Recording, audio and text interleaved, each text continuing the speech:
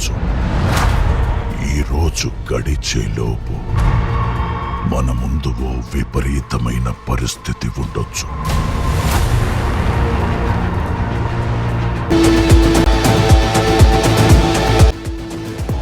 నా జీవితంలో ఎందరో శత్రువులతో కలిసి పోరాడాను. మన శక్తి సామర్థ్యాలు వాళ్ళ ముందు దేనికి పనికిరావు.